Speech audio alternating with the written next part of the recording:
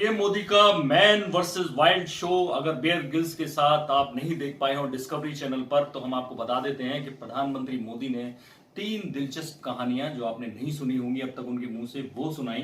हालांकि उन्होंने कई कहानियां सुनाई, 5-6, लेकिन 3 कहानियां हम आपको बता देते हैं जो उन्होंने सुनाई, जो उनके जीवन से जुड़ी हैं और प्रकृति से भी जुड़ी हैं। पहली कहानी उन्होंने बताई कैसे उनकी जो दादी थी वो प्रकृति से कितना प्रेम करती थी। दरअसल उनके जो चाचा थे, वो चाचा एक दुकान खोलना चाहते थे, कि वो लकड़ी बेचना चाहते थे, कि जंगल से लकड़ी लाएं और उसको बेचें, और इसलिए उन्होंने जगह तलाश ली, दुकान खरीद ली।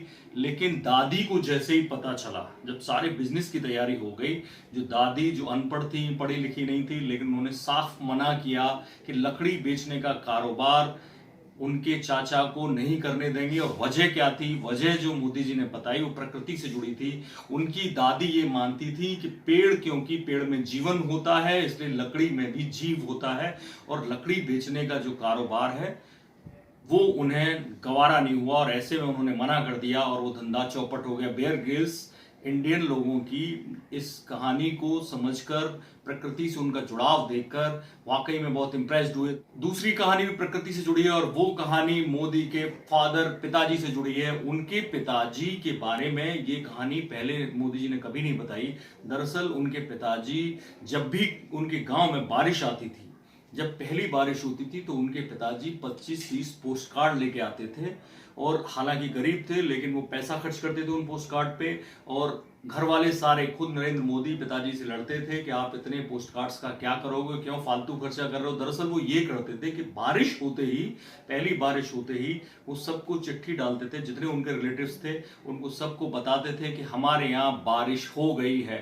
तो ये प्रकृति से उनका प्रेम था, और घर वाले कहते थे इसको बताने की क्या जरूरत है, तो बताते थे कि प्रकृति से उनका प्रेम, बारिश के बारे में बताना, ये खुशी की बात होती थी उनके लिए, और इसलिए जितने रिलेटिव्स थे सबको ये बताते थे। और मोदी जी के बारे में तीसरी कहानी जो उन्होंने सुनाई वो ये कि कैसे वो कितने गरीब थे, कि जब प्रेस उनके घर में इस्त्री नहीं होती थी, आयरन नहीं होती थी, तब वो एक तांबे के बर्तन में, वहां उन्होंने लोटा नहीं कहा, ज्यादातर लोग, पुराने लोग लोटे में कुछ गर्म पानी या कुछ लेकर प्रेस करते थे पुराने जमाने में कपड़ों को। वैसे ही मोदी जी ने बताया कि कैसे वो जो जलता हुआ कोयला है उस तांबे के बर्तन में रखते थे, और उससे अपने जो कॉलेज की यूनिफॉर्म है, स्कूल की यूनिफॉर्म है, उस पे फिराते थे प्रेस करके, जिससे वो एक तरह से आयरन का काम करता था वो तांबे का बर्तन। ये कहानी उन्होंने बताई। 2 कहानियां उन्होंने, मोदी जी ने वो सुनाई जो आप सब लोग पहले से जानते हैं।